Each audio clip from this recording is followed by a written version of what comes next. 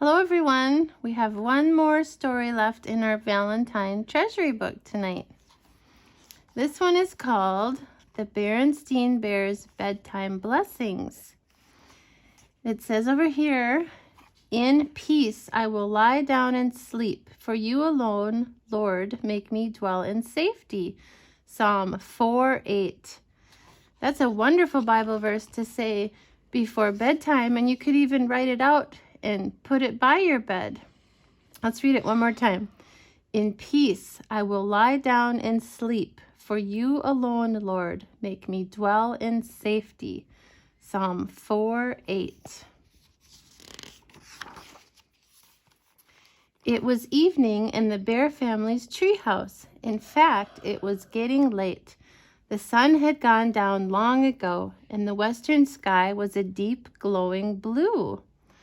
Papa was nodding over his fishing magazine. Mama was trying not to yawn as she worked on a patchwork quilt. Mama and Papa were growing sleepy, but Brother, Sister, and Honey were still wide awake. Brother was creating a model of the Mesozoic age.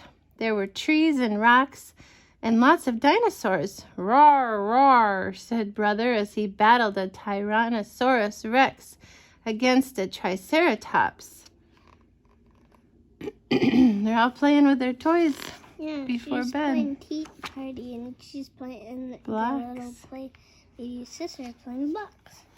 Sister was playing with her Super Bear figures.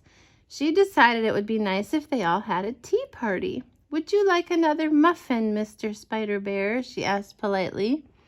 Honey was building a princess castle with blocks. But when it was ready for her princess dolls to move in, she started to feel sleepy. Clearly, she needed something to wake her up. "Horsey, Papa," said Honey, hopping onto Papa's lap. "Play horsey." "Huh? What?" said Papa, starting out of his doze. "Horsey, play horsey," said Honey. "Oh," said Papa, stretching. "Horsey. Sure, sweetie pie. Climb aboard." Papa boosted Honey onto his back and began galloping around the room. "Ride 'em, cowboy!" yelled Brother and Sister. "Now, Honey, now, Papa," said Mama. "That certainly looks like fun, but it's time to calm down and get ready for bed." "Bed?" said the cubs. "It's still early. We're not sleepy yet." "It is not early," said Mama, pointing to the big grandfather clock. "Tick-tock, tick-tock," said the clock. My," said Papa, checking his watch against the clock. 8 o'clock already? You're right, my dear. It's time for bed. See? It's pointing to the 8. Yeah. 8 o'clock. Yep. "Aw, Mama. Aw, Papa," said the cubs.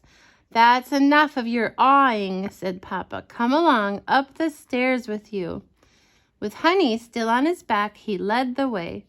The cubs were soon in their pajamas with freshly washed faces and teeth thoroughly brushed.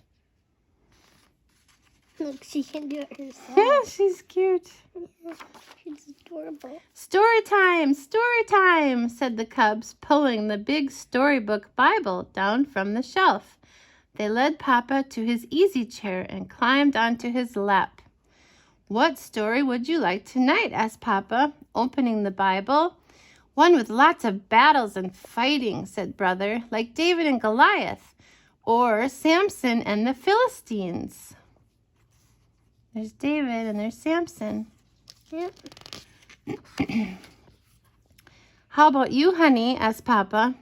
"Bunnies and kitties and lots of animals," she said, thinking of the story of Noah's Ark. "And you, Sister?" asked Papa. "Well," said Sister thoughtfully, "sometimes I get bad dreams when bedtime stories are too exciting." Brother and Honey grew thoughtful. Sometimes they had bad dreams too. "Are there any Bible stories that will give us sweet dreams?" asked Sister. "Sweet dreams," said Papa. "There certainly are. I think I know just the one, the story of Jacob's dream. He turned the pages and began to read. Jacob was the son of Isaac. Abraham, the first Hebrew, was his grandfather. Abraham, Isaac, and Jacob. One time, Jacob went on a journey. Night came and he grew sleepy, but he had no place to stay, so he lay down on the hard ground with a rock for a pillow. Can you imagine sleeping on a rock? That would hurt. I bet he'd have a bad crick in his neck in the morning. Yeah. While Jacob slept, he had a beautiful dream. He dreamed he saw a stairway reaching from the earth to heaven. The angels of God were going up and down the stairway. Wow.